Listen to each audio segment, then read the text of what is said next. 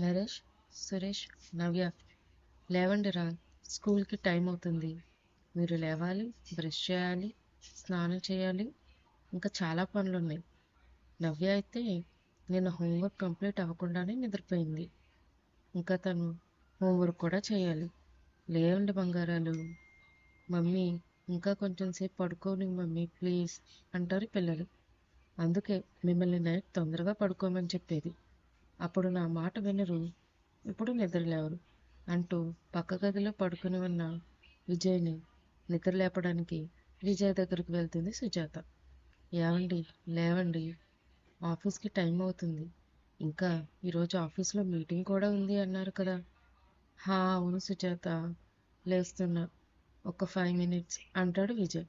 హా ఇంకా చాలు లేవండి, పిల్లలకు తగ్గ తండ్రి, తండ్రికి తగ్గ పిల్లలు అనుకుంటూ వెళ్ళిపోతుంది సుజాత. అందరూ లేచి రెడీ అయ్యి బ్రేక్ఫాస్ట్ చేస్తూ ఉంటారు. ఇంతలో సుజాత 8 సంవత్సరాల పెద్ద కొడుకు నరేష్, మమ్మీ రోజు ఇడ్లీయేనా, నాకు పూరీ కావాలి అంటాడు.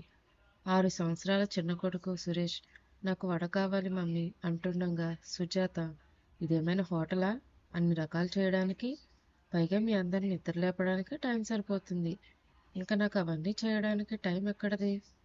అప్పుడప్పుడు మాటలు నేర్చుకుంటున్న నవ్య, నువ్వు ఖాళీగానే ఇంట్లో ఉంటున్నావుగా మమ్మీ, డాడీలాగా నీకు ఆఫీస్ ఏమి ఉండదు కదా అంటుంది. ఆహా, మీ డాడీ ఏమో కష్టపడుతున్నాడా, నేను ఇంట్లో ఖాళీగా ఉంటున్నానా అని నవ్యని తిట్టబోతున్న సుజాతను ఆపి, చూసావా నా కూతురు నన్నెంత బాగా అర్థం చేసుకుందో అంటాడు విజయ్. ఆ గొప్పేలే, మీ అమ్మ పేరు కలిసిలా నవ్య అని పెట్టారు కదా, నేను ఏం చేసినా ఖాళీగా ఉన్నట్టే కనబడుతుందిలేండి. నేను కూడా డిగ్రీ చేశాను, మన ఫ్యామిలీ కోసం జాబ్ మానేసి ఇంట్లో ఉంటున్నా, అది గుర్తుపెట్టుకోండి అంటున్న సుజాతను, అలాంటి అత్తగారు దొరికినందుకు నువ్వు అదృష్టవంతురాలి అంటాడు విజయ్. ఆ అవునులేండి, చాలా అదృష్టవంతురాలిని అని వెటకారంగా అంటుంది సుజాత. ఇంకా చెప్పిన కబుర్లు చాలు కానీ ఆఫీస్కి టైం అవుతుంది, ఇంకా పిల్లలకు స్కూల్కి కూడా టైం అవుతుంది, కానివ్వండి అంటూ నవ్వుతూ అంటుంది సుజాత. అందరూ ఉదయం 9 అయ్యేసరికి ఇంటి నుండి బయలుదేరతారు. ఇంటి పనులు చేయడం కోసం ఉదయాన్నే 4 గంటలకి లేస్తుంది సుజాత.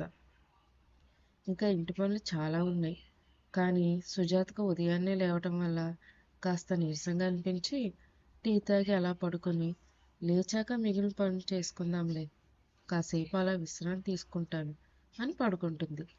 తను నిద్రపోతుండగా ఫోన్ రింగ్ అవుతుంది. నిద్రలేచి ఫోన్ ఎత్తి, హలో ఏమండి, మీటింగ్ అయిపోయిందా అని అడుగుతుంది.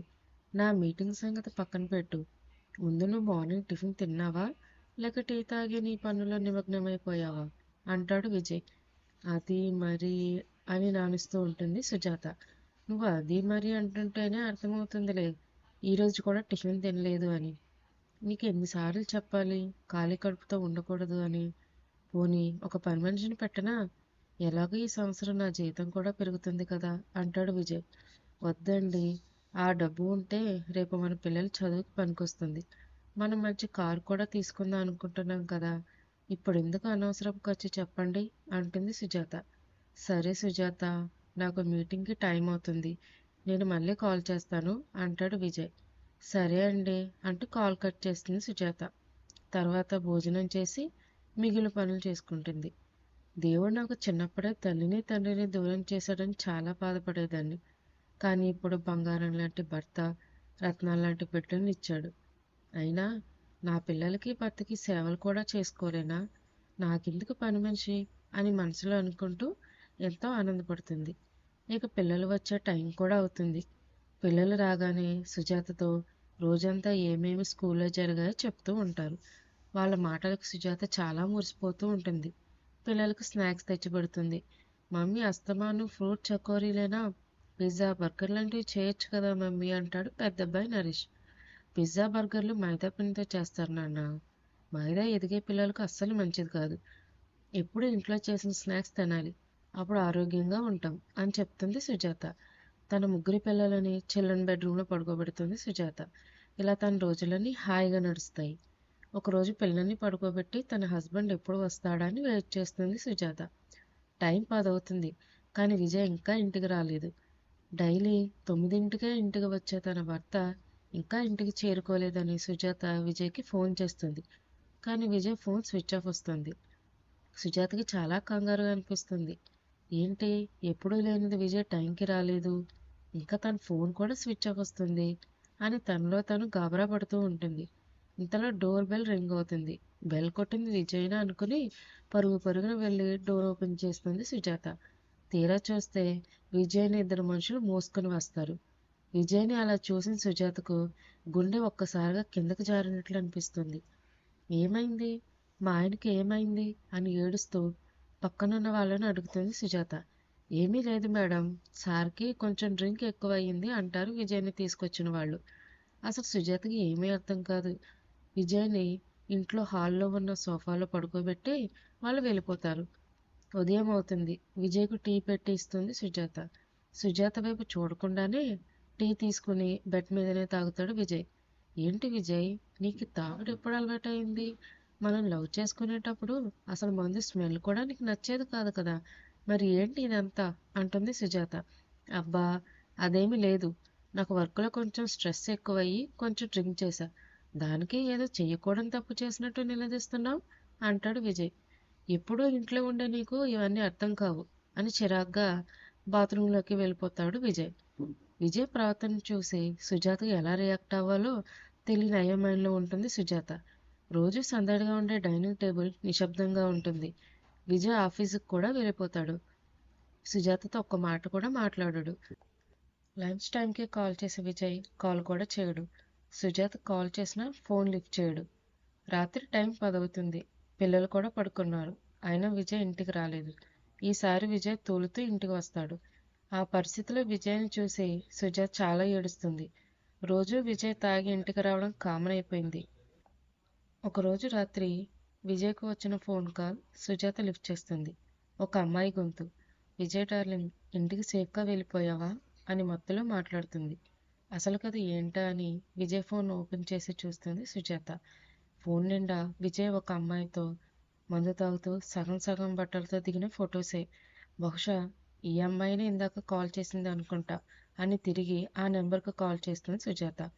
ఫోన్ లిఫ్ట్ చేసి ఆ అమ్మాయి, హా చెప్పు డార్లింగ్, ఇంటికి వెళ్ళిన తర్వాత కూడా కాల్ చేస్తున్నావు ఏంటి, మీ ఆవిడ ఇంట్లో లేదా అంటుంది.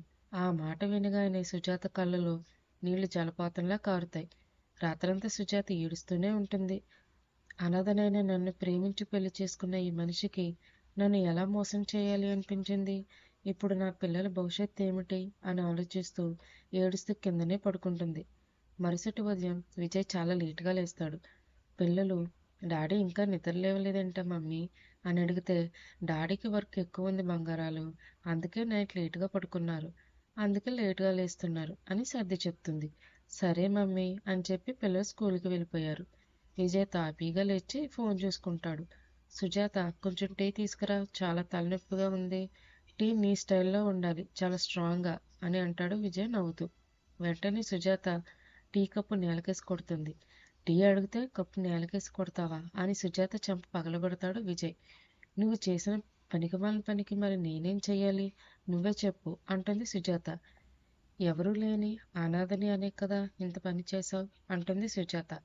అయినా నేను అంత కానరాని తప్పు ఏం చేశాను, ఏదో స్ట్రెస్ తగ్గించుకోవడానికి తాగాను అంతే కదా అంటాడు విజయ్. మరి ఆ అమ్మాయి సంగతి ఏంటి అంటుంది సుజాత. తను నా ఆఫీసులో పనిచేసే అమ్మాయి.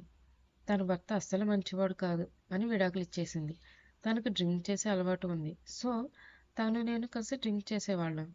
ఇంకా మా ఇద్దరికి ఒకరికొకరు తెలియకుండానే ప్రేమ చిగురించింది. అయినా ప్రేమకు వయసుతో సంబంధం ఉండదని నీకు కూడా తెలుసు కదా. Take it is baby.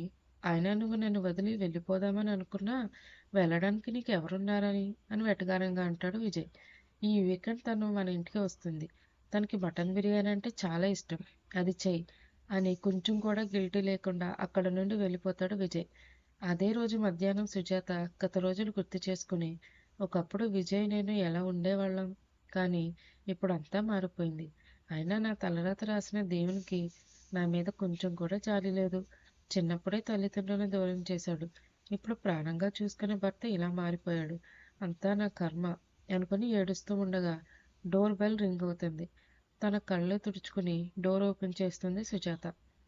Vijay house ఇదే కదా మేడం అని అంటూ ఇవే పేపర్ సుజాత చేతికి ఇస్తాడు ఫైనాన్స్ కంపెనీ ఆఫీసర్.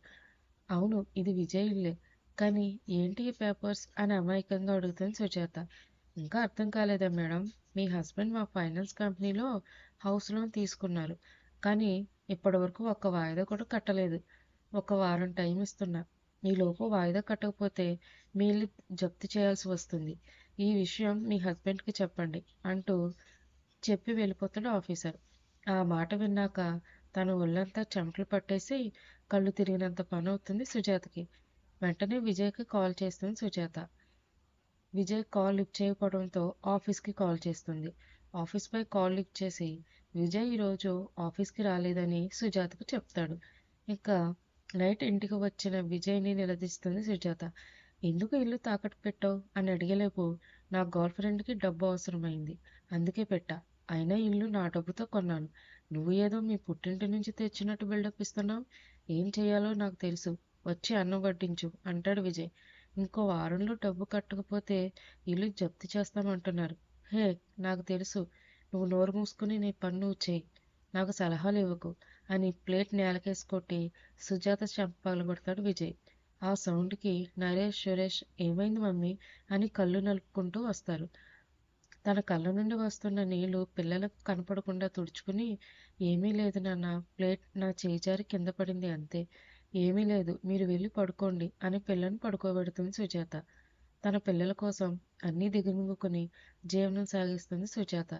రోజు ఆఫీస్కి వెళ్లకుండా మందు తాగుతూ ఉండడంతో విజయ్కు బాగా అప్పులు పెరిగిపోతాయి. అప్పుల బాధ తట్టుకోలేక విజయ్ ఇంటికి కూడా సరిగ్గా వచ్చేవాడు కాదు. ఒకరోజు పిల్లల్ని స్కూల్ నుండి తానే తీసుకువస్తాను అని సుజాతకు చెప్తాడు. పిల్లలు కూడా వాళ్ళ డాడీని బాగా మిస్ అవ్వడంతో సరే అంటుంది సుజాత. పిల్లలు స్కూల్ వదిలే టైం అయింది. కానీ ఇంకా పిల్లలు విజయ్ ఇంటికి రారు. స్కూల్కి కాల్ చేసి ఆరా తీయగా విజయ్ పిల్లలను తీసుకుని ఎప్పుడో వెళ్ళిపోయాడు అని చెప్తారు. ఇంకా సుజాత కాళ్ళ కింద నేల కంపించినట్లు అవుతుంది. అసలు విజయ్ పిల్లల్ని ఎక్కడికి తీసుకెళ్లాడు, ఏం చేశాడు అని కంగారుతో ఇల్లు మొత్తం అటు ఇటు తిరిగేస్తూ తనకు తెలిసిన వాళ్ళందరికీ ఫోన్ చేస్తుంది సుజాత. ఇంతలో విజయ్ నరేష్ మరియు సురేష్లతో ఇంటికి వస్తాడు. సుజాత వెంటనే నరేష్ని చెల్లి ఎక్కడా అని అడుగుతుంది. అందుకు నరేష్, మమ్మీ, ఒక అంకుల్ వచ్చారు. చెల్లిని తనతో పాటు కారులో తీసుకెళ్లారు మమ్మీ. చెల్లి వెళ్ళనా నేర్చింది, కానీ డాడీ చెల్లిని కొట్టి ఆ కారులో ఎక్కించారు. ఆ అంకుల్ మీసాలు గడ్డాలతో సినిమాలో చూపించే రౌడీలాగా ఉన్నాడు మమ్మీ అని చెప్తాడు. ఇంకా విజయ్ ఆగడాలను భరించలేని సుజాత తన చేతికి ఏది అందితే దానితో విజయ్ని కొట్టింది. కానీ విజయ్లో మాత్రం ఎలాంటి చలనం లేదు. సుజాత వెంటనే పోలీసులకు కాల్ చేసి జరిగిందంతా వివరించి తన కూతుర్ని ఎలాగైనా రక్షించాలని ప్రాధేయపడుతుంది. కాల్ కట్ చేసిన 5 నిమిషాలకే పోలీసులు వచ్చారు. పోలీస్ స్టైల్లో విజయ్కు గట్టి వార్నింగ్ ఇచ్చి తన కూతుర్ని ఎవరికి అమ్మేశాడో వివరాలు కనిపెట్టారు. వెంటనే పాపను వెతికే పనిలో పడ్డారు. 4 గంటలు శ్రమించిన తర్వాత పాప నవ్యని ఇంటికి తీసుకొచ్చి సుజాతకు అప్పగించారు.